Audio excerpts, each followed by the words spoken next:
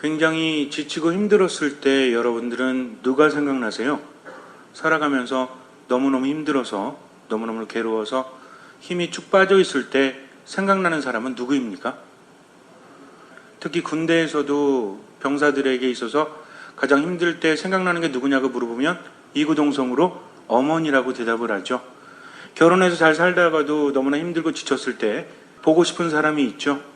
나이가 지극하게 드신 할아버지께서도 저한테 그러세요. 요즘에는 엄마가 보고 싶으시대요. 아유, 엄마가 기억이 나십니까? 그랬더니 너무너무 엄마가 보고 싶을 때가 있대요. 그래서 왜 엄마가 보고 싶을까? 주변에 가족들이 다 있는데, 사랑하는 배우자도 있고 사랑하는 자식들도 있는데 왜 엄마가 보고 싶을까요? 어쩌면 우리는 옛날에 엄마 품이 그리워서 너무나 힘들게 살다가도 밖에 나와서 어릴 때는 놀다가 지치고 힘들어서 집에 안 가려고 뻐둥대다가도 배고프고 지치면 어디로 가요? 집으로 가죠. 누가 기다립니까?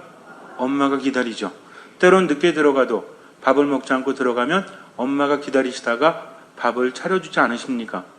세상 모든 사람들이 나를 외면한다고 할지라도 누구는 외면하지 않아요? 엄마만큼은 외면하지 않는다는 거죠. 쳐 죽일 놈이라고 세상에 저렇게 천인공노할 인간이 어디 있느냐고 죄를 지은 사람을 우리가 욕해도 그 엄마는 자식을 욕할 수가 없지 않습니까? 수많은 사람들이 돌을 들어 친다고 할지라도 엄마만큼은 자기 자식이 불쌍해서 눈물을 흘릴 수밖에 없지요. 그래서 우리가 엄마가 보고 싶을 때면, 너무나 힘들 때 어쩌면 세상 그 누구보다도 나를 이해해 줄 수 있는 분이기 때문에 이해관계가 있지 않다는 거죠. 배우자 간에도 이해관계가 있습니까? 없습니까? 있지요. 그래서 상대방이 나에게 잘해주면 나도 잘해주겠지만, 상대방이 나에게 너무나 못하면 어쩌면 마음의 문을 닫아놓고 살기도 하죠. 잘못했다고 말했을 때 배우자는 안 받아줄 수도 있죠. 그렇지 않습니까? 여러분들은 받아주시죠? 그런데 어떤 사람들 보면 안 받아주는 사람도 있어요. 왜냐하면 상처가 너무나 깊기 때문입니다. 그러나 깊은 상처에도 불구하고 어머니는 어때요? 받아줄 수밖에 없어요. 그것이 어머니의 사랑이 아니겠습니까? 돌아온 탕자를 아버지가 받아들이듯이 아무리 잘못했어도 잘못했다고 무릎을 꿇으면 부모님은 받아줄 수밖에 없어요. 아버지도 어머니도 마찬가지지 않습니까?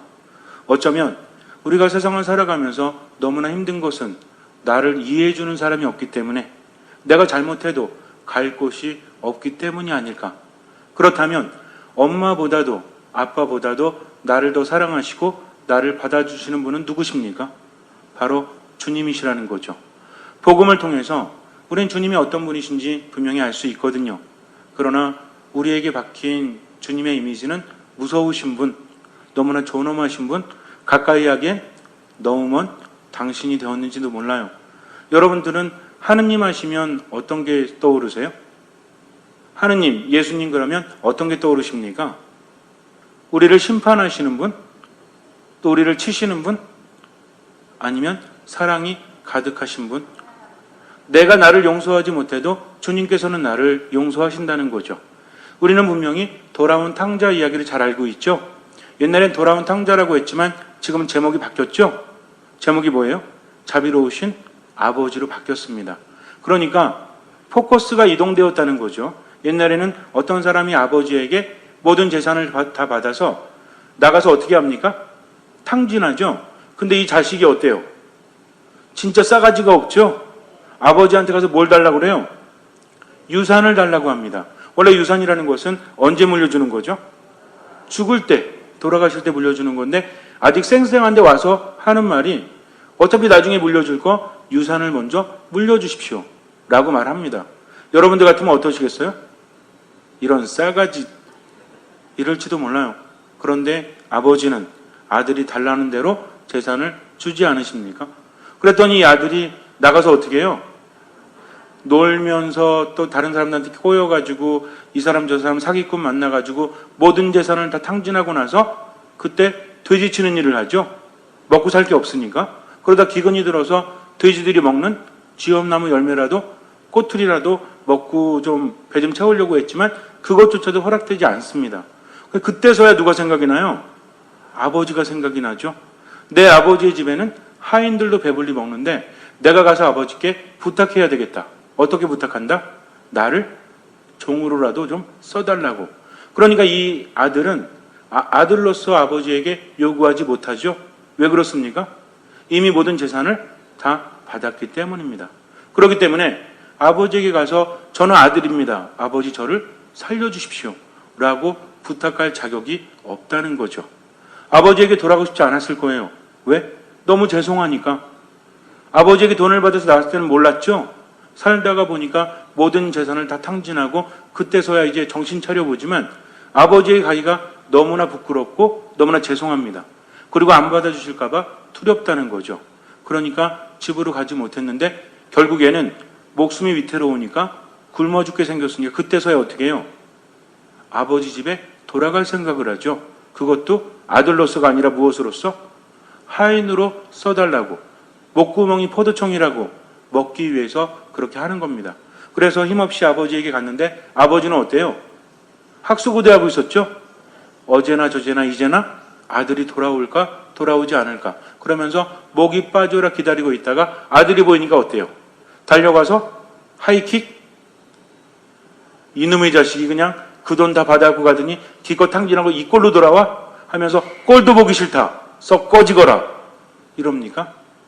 아무 말도 하지 않고 아들을 안아주지 않습니까? 그리고 눈물을 흘리죠. 아들에게 가락지를 껴주고 하인들에게 죽었던 내 아들이 살아왔다라고 말합니다. 그리고 잔치를 벌이라고 그래요. 이것이 바로 하느님의 마음이라는 거죠. 돌아온 탕자가 주인공이 아니라 누가 주인공입니까?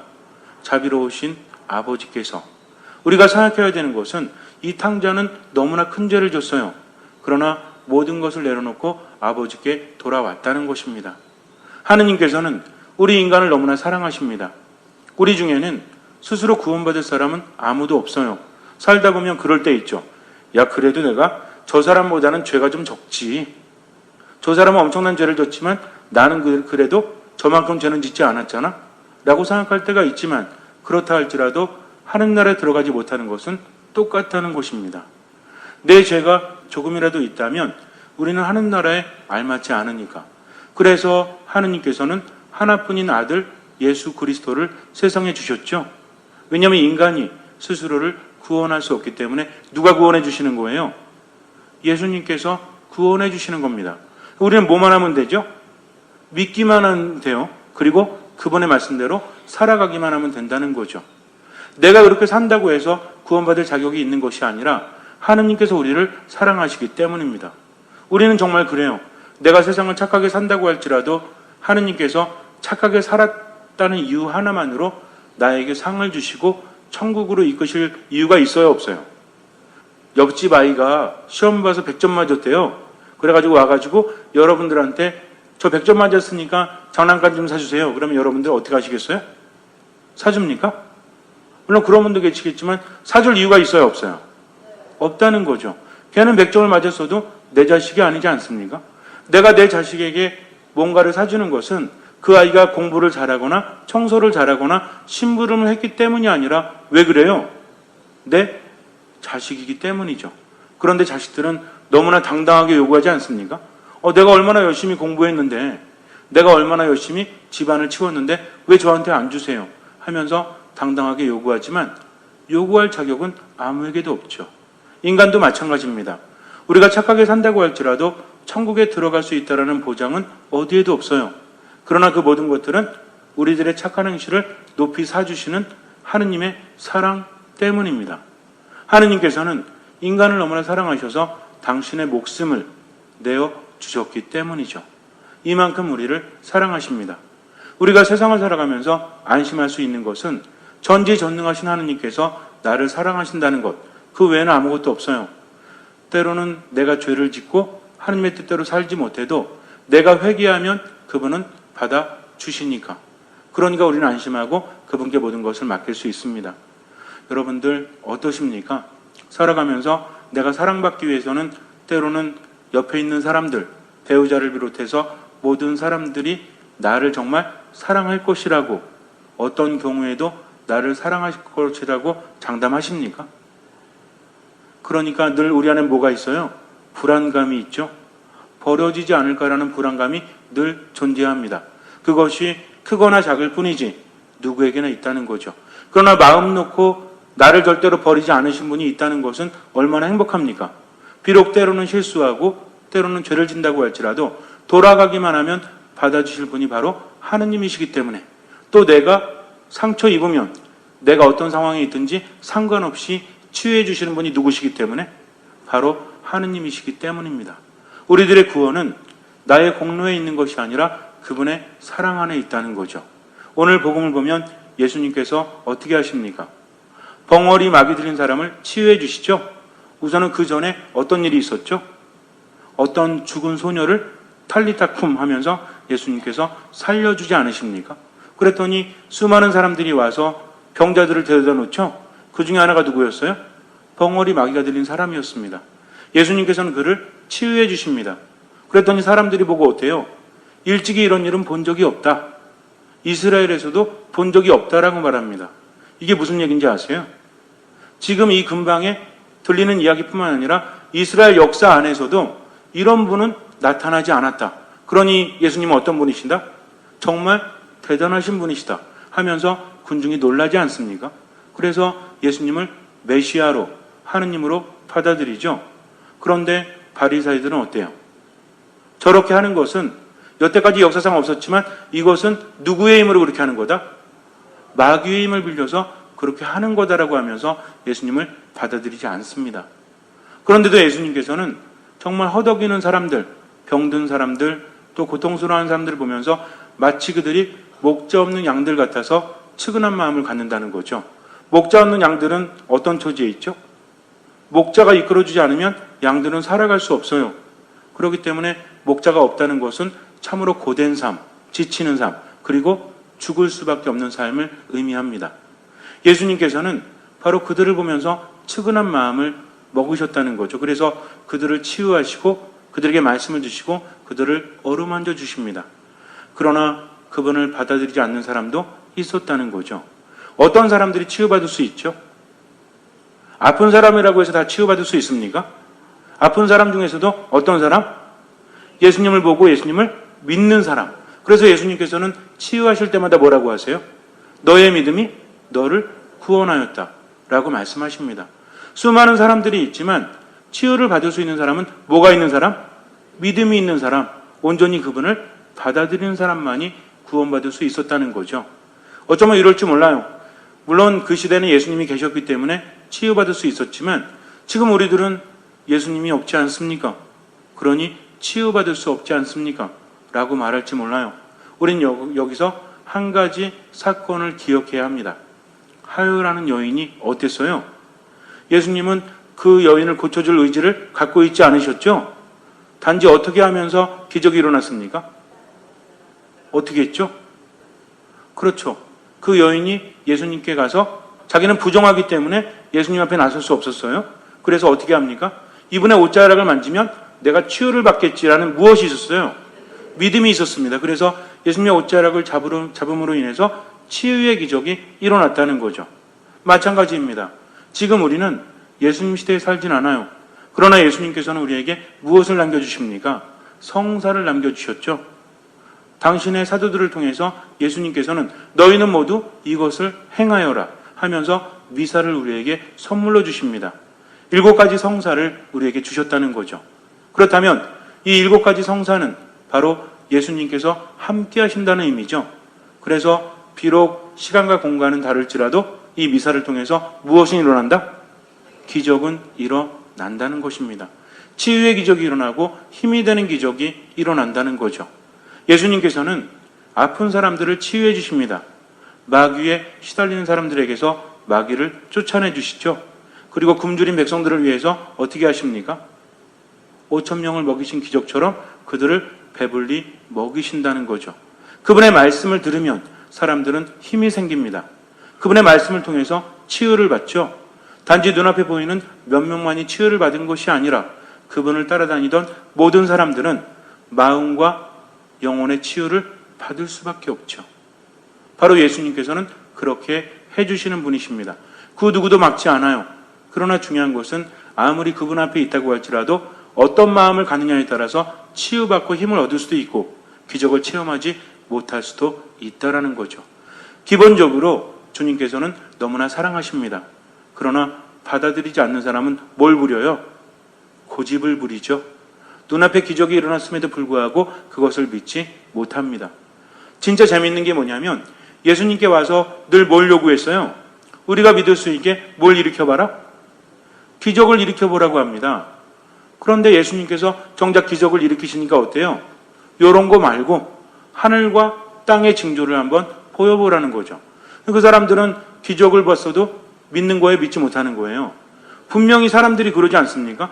이스라엘에서 이런 일을 본 적이 없다. 그러니까 역사 안에서도 이런 기적은 일으키지 못했다는 거죠. 엘리야조차도, 모세조차도, 엘리사조차도, 그러니까 이스라엘 사람들이 굉장히 대단하게 여기던 예언자들조차도 이런 기적은 일으키지 못했죠. 예수님은 어떤 기적을 일으키셨어요? 죽었던 소녀를 살리시는 기적. 그 기적이 일어난 다음에 벙어리 마귀 들인 사람이 말을 하게 되는 기적이 일어났다는 겁니다. 그러니까 죽은 사람이 살았죠. 마귀 들려가지고 말을 못했던 사람이 말을 합니다. 이런 기적은 역사상 없었다는 거죠. 그래서 사람들은 예수님이 너무 놀라워서 그분을 믿고 있는데 바리사이들은 기적을 체험하고도 고집을 부리면서 믿지 않았다는 거죠. 그러니 아무리 사랑한다고 하실지라도 그들은 그분의 치유를 받지 못합니다. 그분의 기적의 체험자로 함께 있지 못한다는 거죠. 예수님과 함께 서지 않고 그분을 반대하기 때문이죠. 그 모든 것들은 자신들만의 고집으로 그렇게 된 것입니다. 우리 또한 마찬가지예요. 주님께서 우리를 너무나 사랑하십니다. 이 미사를 통해서 우리를 치유하시고 우리에게 힘을 주십니다. 그러나 중요한 것은 고집을 부리는 사람, 그분께 온전히 맡기지 못하는 사람은 그런 기적을 체험하지 못한다는 거죠. 어떤 사람이 고집 부리는 사람이에요? 어떤 사람이요? 믿지 못하는 사람? 그럼 믿는 사람은 어떤 사람인데? 믿는 사람은 뭘 드린다고 그랬죠? 믿는다는 것은 어원적으로 뭐라고 그랬어요? 나의 무엇을? 벌써 까먹으셨어요? 나의 무엇을? 하느님의 말씀이 여러분들은 그렇게 중요하지 않습니까? 내가 하느님께로부터 은총을 받기 위해서 몇 가지 안 되는 것들, 내가 믿는 사람인데 어떻게 믿음이 무엇인지 알려드렸는데 그것을 까먹을 수 있습니까? 이거는 기가 막힌 거예요. 내가 믿는다라고 했을 때 믿음이라는 것은 나의 무엇을 하느님께 드린다? 나의 말씀을 어떻게 드릴 건데요? 우리가 믿는다라고 하면 끄레도라고 하죠. 내가 믿는다. 끄레데라가 믿는다라는 동사입니다. 근데 이건 뭐냐면 꼬르라는 심장이에요. 꼬르. 다레라는 주다라는 동사가 합쳐졌다고 그랬어요. 그래서 믿음이라는 것은 나의 무엇을 드린다? 심장을 드린다. 심장은 뭐라고 그랬죠? 우리 안에서 심장이 하는 역할이 뭐예요? 사람이 죽으면 다 똑같죠? 병에 걸려서 죽든 사고를 당해서 죽든 마지막 죽는 그 순간은 뭐예요? 뭐가 정지하는 겁니까? 심장이 정지하면 죽는다는 거죠. 그러니까 심장을 드린다는 것은 나의 무엇을 드린다는 얘기예요? 목숨을 드린다는 이야기입니다. 여러분들 이제 까먹으시면 안 돼요. 우리는 믿는 사람들이기 때문에 믿음이라는 것은 나의 무엇을 드린다? 심장을 그분께 드린다는 거죠. 심장을 드린다는 것은 나의 목숨을 그분께 드린다는 겁니다. 그러면 나의 심장을 드리고 목숨을 드렸다고 한다면 이제는 내 뜻대로 살지 않고 누구의 뜻대로? 당신의 뜻대로 살겠습니다. 라고 말하는 것이 바로 믿음이라는 거죠. 그러니까 믿음 있는 사람들은 어떤 사람이죠? 하느님을 체험하고 지금도 심장을 드린다고 하시면 안 되죠. 다 알고 있으니까. 믿음이 있는 사람들은 하느님을 체험하고 기적을 체험하고 그분께로부터 치유를 받고 또 기적을 체험하는 사람들입니다. 그러면 우리가 믿는다라고 했을 때 이 미사를 통해서 믿으면 기적은 일어납니까? 일어나지 않습니까? 일어난다는 거죠. 왜? 누가 보증해 주시기 때문에? 예수님께서 보증해 주시기 때문에 그래요. 예수님께서 세상에 오셔서 사람들을 치유하셨고 기적을 일으키신 것처럼 바로 미사를 봉헌할 때는 주님께서 함께 하시기 때문입니다. 여러분들이 있는 이 시간이 그냥 미사가 아니라 어디랑 연결이 된? 천상과 연결이 된 그 시간이라는 거죠. 그러니까 어떤 사람은 기적을 체험한다? 이미 기적이 일어날 요건은 채워졌어요. 이제는 누구의 몫입니까? 너는 그것을 믿느냐? 라고 말씀하시는 주님께 저는 믿습니다. 라고 내가 고백한다면 믿음이 채워줄 때 기적은 일어난다는 거죠. 그래서 기적이라는 것은 하느님의 사랑과 우리들의 무엇이? 우리들의 믿음이 합쳐질 때 기적은 일어납니다. 근데 하느님의 사랑은 기본적으로 주어지죠. 변수는 뭐예요? 늘 하느님의 사랑은 주어지지만 변할 수 있는 것들은 우리들의 믿음이라는 거죠. 어떤 사람은 믿음이 있으니까 기적을 체험해요. 근데 어떤 사람은 믿음이 없으니까 기적을 체험하지 못하는 겁니다. 이 미사를 통해서, 성사를 통해서 이미 그런 것들은 우리에게 주어진다는 거죠. 이렇게 본다면 나는 열심히 미사 나오고 참여하는데 왜 기적이 일어나지 않지? 라고 말할 수 있어요. 근데 그것은 미사만 참여했지 무엇이 없기 때문입니까? 믿음이 없기 때문이죠. 바리새파 사람들은 예수님을 믿지 못했죠? 그러니 그분의 말씀을 따라요, 안 따라요? 안 따른다는 겁니다. 그래서 제가 여러분들에게 목이 터져라 말씀드린 것이 믿음은 무엇과 연관이 있다? 믿는 사람은 뭐한다? 그렇죠. 하느님께 순명한다. 순명한 사람은 어떤 사람이다? 그렇죠. 겸손한 사람이다. 겸손하지 않으면 순명할 수 없죠. 겸손하다는 것은 무엇입니까? 내 자신을 온전히 비운 사람. 비웠기 때문에 누구의 뜻대로? 하느님의 뜻대로. 믿는 사람은 누구의 뜻대로? 하느님의 뜻대로. 순명하는 사람은 누구의 뜻대로? 하느님의 뜻대로. 그렇기 때문에 믿음이 있으면서 순명하지 않는 사람은 있을 수 없어요. 믿음이 있으면서 순명하는데 겸손하지 않는 사람도 있을 수 없다는 겁니다. 이렇게 본다면 믿음에 있어서 가장 방해되는 것은 무엇이죠? 뭐를 비워야 돼요? 나를 비워야 되는데 나를 비운다는 것은 내가 작아져야만 주님께서는 내 안에서 크실 수 있다는 거죠. 내가 너무나 많으면 주님께서 내 안에 거할 장소가 있어요, 없어요? 없다는 겁니다. 그러니까 평상시에 살아가면서 누구 뜻을 자꾸 꺾어야 돼요? 내 뜻을 꺾어야 돼요. 주님 뜻과 일치하는 뜻이 아니라 어떤 뜻? 그러면 내 뜻과 주님의 뜻의 차이는 뭘까요? 때로는 내 뜻이 주님의 뜻이 될 수도 있죠. 어느 때는 내 뜻이 주님의 뜻과 다를 때도 있어요. 그러면 내 뜻과 주님의 뜻이 다른 근본적인 차이는 무엇입니까? 요거 대답하시면 제가 선물 드릴게요. 도대체 이게 내 뜻과 하느님의 뜻이 맞는지 안 맞는지 모르겠다. 무슨 차이입니까? 누가 가장 먼저 대답했죠? 아니, 선물 드린다고 그랬는데 누가 대답하셨는지 알아야지 선물을 드리지. 바로 그렇습니다. 사랑이 있느냐 없느냐에 따라서. 그래서 여기 적어놨잖아요. 너희는 서로 사랑하여라. 내가 너희를 사랑하였듯이 너희도 서로 사랑하여라. 사랑이 없다면 나는 아무것도 아닙니다. 이제 정리합니다. 믿는 사람은 겸손한 사람이요. 겸손한 사람은 순명하는 사람이요. 믿음과 겸손과 순명이 있는 사람은 어떤 경우에라도 무엇이 있는 사람? 사랑이 있는 사람이라는 거죠. 왜냐하면 하느님께서는 사랑이시기 때문입니다. 내가 사랑만 지니고 있다면 그 사람 안에서는 기적이 일어날 수밖에 없어요. 자, 그렇다면 여러분들은 사랑을 실천하고 계십니까? 때로는 사랑하고 싶지 않죠. 상처가 커서. 때로는 사랑하고 싶지 않아요. 미움이 커서, 분노가 커서. 그러나 상처와 미움과 분노는 누구 뜻입니까? 요게 내 뜻이에요.